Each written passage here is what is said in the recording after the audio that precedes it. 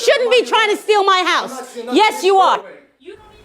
A squatter standoff. This is the story that has had our jaws on the floor this morning. A property owner confronts a group of people she says moved into a $1 million home in Queens. Our cameras were rolling as dozens of officers showed up. A homeowner was recently arrested in Queens, New York for changing the locks to her home she owns, as she claims men were illegally squatting. Now, this seems to be a growing problem in the U.S. Let's have a listen to this clip from ABC News 7. Now to a 7 on your side investigation into a growing problem in the tri-state area. Squatters living in other people's homes, all on the homeowner's dime. And we've told you about a few cases over just the past 2 weeks. And it's all due to a legal loophole, a loophole that some people are working hard to close. Investigative reporter Dan Kraut joining us now with what he's found. Dan. Yeah, New York has a long history of passing laws to protect tenants from greedy landlords, and for good reason. But some lawmakers say those laws have gone way too far. They say it also allows dishonest people to milk the system and to get free housing for years. We've heard from homeowner. We are at the mercy of the squatter, the criminal. After homeowner. I don't have access. They changed my side locks and they changed my entire front door. Who are fighting with squatters who have taken over their homes. In New York, if you call the police on someone who moved in without permission, if they claim to be a tenant, they can't be arrested for trespassing. The homeowner instead has to take them to court. All right, that sounds crazy, right? So property owners seem to have less property rights than those illegally taking possession of their home.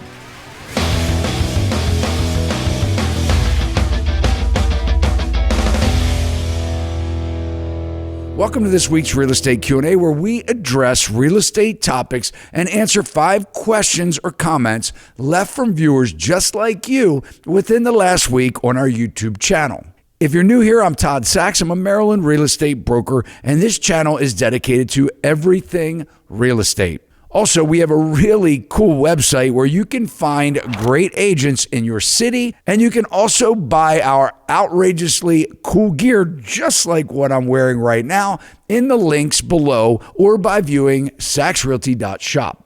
Now back to the squatters. Eyewitness News has reported on the growing squatter problem. And as for this woman, she needed to hire an attorney to protect her from criminal charges as she was arrested for changing the locks on men she claims were squatting in her home. Now, if you're not in the business, you may not understand what squatting is or what are squatters' rights. So we'll turn to Investopedia.com for this explanation. A squatter is a person who settles in or occupies a piece of property with no legal claim to the property. A squatter lives on the property for which they have no title, right, or lease. Okay, so squatters have no title, right, or lease to a home, so why can't you just kick them out? What the heck? This woman, who it was said illegally changed the locks on her own door, was clearly trying to prevent people from illegally living in her home. Now, like in many states in the U.S., in New York, if you call the police on someone who moved into your home without permission, if they claim to be a tenant, that's all it takes, they can't be arrested for trespassing. Instead, the owner has to take them to court to evict them. The average eviction in the city of New York takes about 2 years to complete. People could stay in a home for years. And now people on platforms like This Attorney on TikTok are making videos on how to become a squatter. I'm going to teach you how to be a legal squatter and get property that ain't yours. I'm attorney Tyler. Let's talk about it. Now here this attorney Tyler is teaching people how they can move into vacant properties, and depending on the state, if they live there unauthorized for a certain period of time, they can actually become the legal owners. So if you have a vacation rental, a second home, or a vacant home that you're about to market for sale, be mindful that this is a potential problem that could affect you. So how do these squatters know you've moved out or that you're away? Well, they do. It isn't very hard to discover that the house is vacant, especially if you're advertising your home for sale with pictures showing your home being empty on sites like Zillow, for instance. And then there's other situations where, the homeless, they know what's going on. If you have homeless people in your neighborhood and they frequent the streets, and they know when you're leaving or when you're not there. Certainly a risk there. I know this sounds crazy, and you even might say that this situation in Queens, New York is an isolated case. Well, with the homeless problems in America combined with unaffordable housing and laws protecting those squatters, it isn't isolated at all. Joseph and Susanna Landa purchased a $2 million home in Douglaston, Queens back in October, and they say Flores has refused to leave the property. Buying a dream home turned into a nightmare. You heard him, for this family from Queens. The house came with something the new owners did not bargain for. A squatter. More than 4 months after purchasing that home, the family says they still can't go inside, and they've faced roadblock after roadblock trying to get the man who is staying there out. Investigative reporter Dan Kraut joins us now with more. Sandra, the family says they've had no choice but to take the man living inside their home to court. And despite having hearing after hearing, they still haven't been able to move in. Now, in this particular case, they purchased a home, and sometime between then and signing the contract and the settlement date, it appears that the squatters moved in.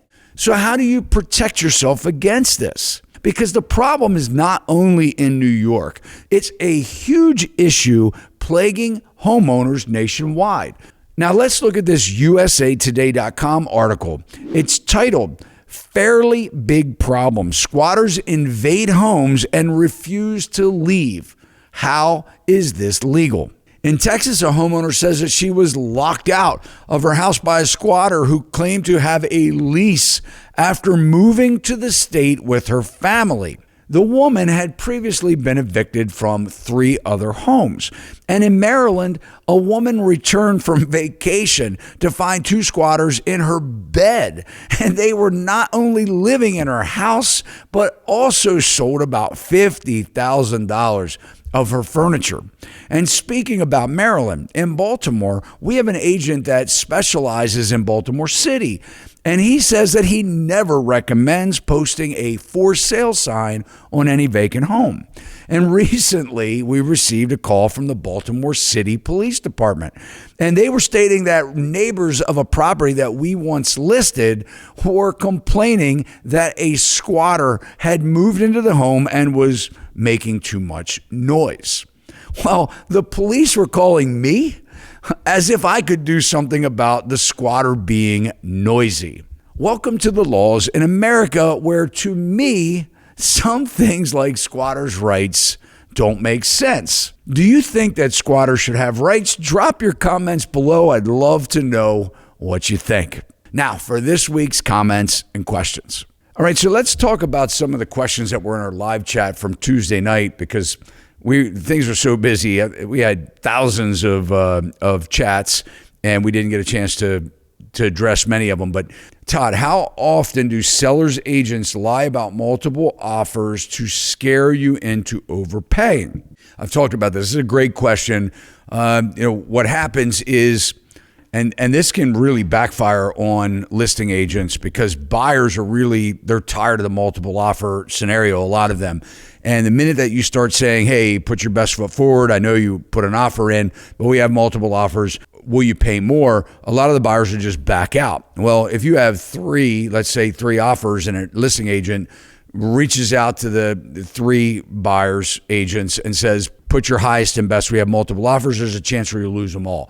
So what we always say is you better pick the pony in the race. You better pick which one you want to go back to. Don't go back to them all and tell them all to resubmit offers, because you could lose them all. But are agents lying when they say this? I would hate to think that they would be lying.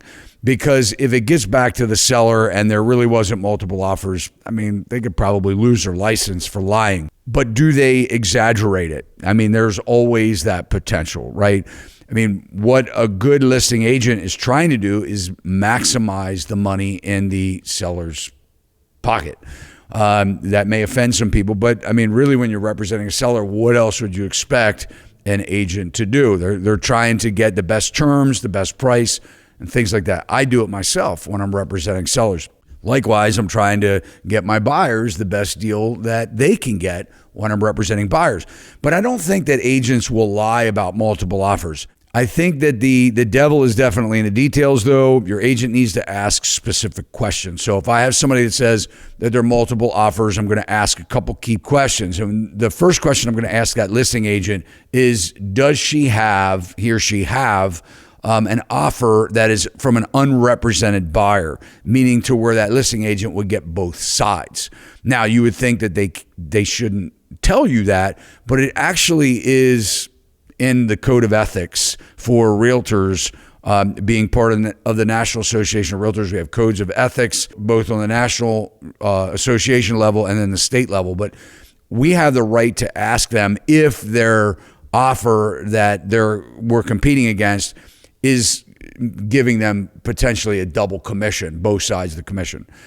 If they say no, the next question I ask is, anybody from your brokerage representing a buyer competing with my client? And again, because I want to make sure that I'm ruling out those two things, because maybe there's incentive there for them to pick another or sway the seller to another offer. Not saying that there is, but human nature certainly could be. The other thing that I'm going to ask for is, where we need to be. Like what are the terms? Now, they're not going to tell me. A good agent's not going to tell me. But by asking questions, I should be able to at least read where we are with that. Is the settlement date important? Does the seller want to stay after closing for a period of time? Are there other factors that we're competing against besides price? Because price doesn't necessarily mean everything to certain sellers. Maybe it means that they're not going to ask for anything in a home inspection for less than $5,000, not going to nickel and dime sellers. Maybe that's important. Maybe they're going to let that seller live there for 3 weeks after settlement free so that they can settle on their new house. Again, could be different. The motivations for the seller could be different from price alone. But I don't think that, I'm hoping that agents are going to lie about having multiple offers. So our next commenter says home prices will double by early 2030s. There will be no housing crash. The only crash will be the crash up, or should I say the debasement of your purchasing power. Now, this is a big question I get a lot of times, because I've been saying that home prices have to come down. Buyers can't afford this. And, of course, we haven't seen significant price declines yet, even though we have nationwide seen price declines. Just read an article on Austin, Texas, said to be the epicenter of the housing market crash. Prices are definitely down. I think they're saying 16%, 14 or 16% from 2022. We also know that nationwide home prices have softened, but the problem here, guys, is that we're not being mindful to the fact that right now inventory is low. When that changes, it's going to flood the market with inventory. We have 30 million baby boomers that are set to downsize, or something's going to happen, right? Whether they pass away, whether they move on, downsize, 30 million of those homes that could potentially hit the market. The other thing we have to look at is people can't pay 7, 8, 9 times the median income or their income to buy a home. So we have a lot of buyers that just flat out can't buy right now. And the minute that we see an inventory boost, we're going to find that out, that there aren't as many buyers as you would think that can afford the prices that are being offered today, with the fact that interest rates are higher than they were 2 years ago. And it doesn't look like they're coming down anytime soon. Our next comment says, questions for Mike and Todd. Would you recommend to purchase a home without a mortgage? If you can, is there any way to circumvent this in-debt system for the common person any insights or advice. Well, our Tuesday night podcast, we were talking about the Great Taking. David Webb wrote this book, The Great Taking, and basically exposing central banks that they have this system that keeps them, the elite, rich, and everybody else poor by being in debt and paying high interest rates. If you can buy a house without a mortgage, I would say, save the 7.5% or 7% that you're not probably earning right now anyway in the bank. I'm against debt personally. I think if you can do it without debt, do it without debt. I think being in debt to the banks is a massive problem. If you look at the interest that you pay, you're just throwing money away. And, when you look at a $700,000 house, you're going to pay $2 million for that house if you kept it over the course of 30 years. The first 5 years, you're primarily just writing the bank checks for interest payments. So if you look at the amortization schedule, you'll see what I'm saying is true. So I say if you have the ability to pay cash for a house, cut the bank out. You're going to eliminate a lot of closing costs that you're paying a lender and, save that money. You'll appreciate it in the long run. So HH Design said, is it possible that investors take over the housing market and prices don't fall? So when we're looking at investors in the first place buying houses, I think that the investors are realizing that it's not 2008, 2009 where they could pick these houses up for pennies on the dollar. Most of the investors that are buying are paying higher prices or competing with the home buyers. I think they're realizing fast that we may not see home price appreciation for another decade. If we don't see any more downward pressure, I think we're going to stay flat over the next, could be 10 years before salaries ever catch up to have people realize profits like we've seen in the past. I think, investors have realized that. Now, it doesn't mean that the investors aren't buying these defaulted loans or these non-performing loans or these reperforming loans that Fannie Mae, for instance, is bundling up and selling off to Wall Street type companies where they're buying these defaulting notes or highly probable defaulting notes for, let's just say, 35, 50 cents on a dollar of what the actual homes are worth. So there is that going on. It has been. There's been tens of thousands of these mortgages that are bundled up. But a lot of the times, when we're looking at foreclosures, if we do see an uptick in foreclosures, a lot of these houses they don't have operating heating and air systems. They have leaky roofs. They've got problems that knock out a lot of the buyers anyway. You can do rehab loans, but they're very difficult. They're not easy to get wrapped up, and they take months to close. And then the buyers are living with a construction project and they know nothing about construction. And that's not a real good alternative either. So I think that the investors will be buying the houses that are coming to foreclosure because they're distressed and in bad shape.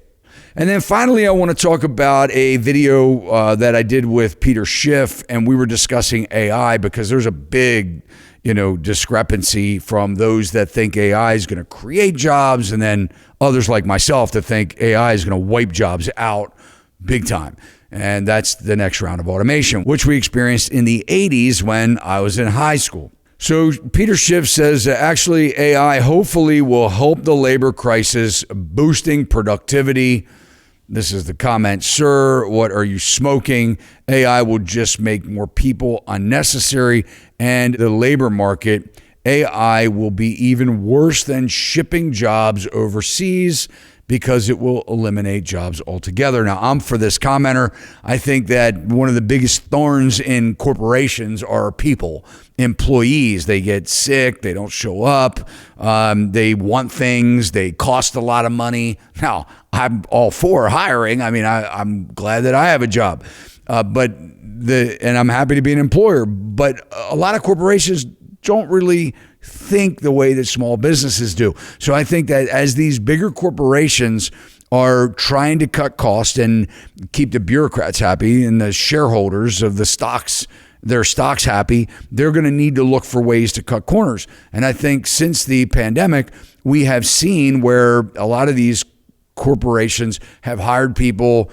giving them sign-on bonuses, and they're realizing that things aren't as productive as they could be. The minute that they have a chance for replacing that person with a robot or having one person do the job of 3 or 4 or 5, they're going to take advantage of that. And why wouldn't they, right? I mean, after all, they're trying to get profits for their shareholders. But I think that the next round is going to be really eliminating a lot of jobs. I was in a friend of mine's office for a meeting, and I was greeted by a robot. And this robot wasn't thinking on its own. It was a woman that was on the screen, and the robot met me at the door and said, "My friend Steve, he's waiting for you. Follow me." And the robot took me back to my friend's office. And she was from another location. So they had 3 offices or 3 locations. And this person could actually get alerted when somebody walks in the door and just toggle through and meet that person at the door instead of having 3 people at each location to greet people. So I think that we're going to see a lot more of this. I mean, McDonald's has people-less restaurants, all automated. I think we know going to self-checkout, instead of having, I mean, some of these stores have taken out cashiers completely. There isn't even an option for a cashier. They have one person that's standing there with 6 registers where people are doing self-checkout. I mean, where did those cashiers go, right? Do you think that they just got rid of them, or do you think they're walking the aisles helping people? No.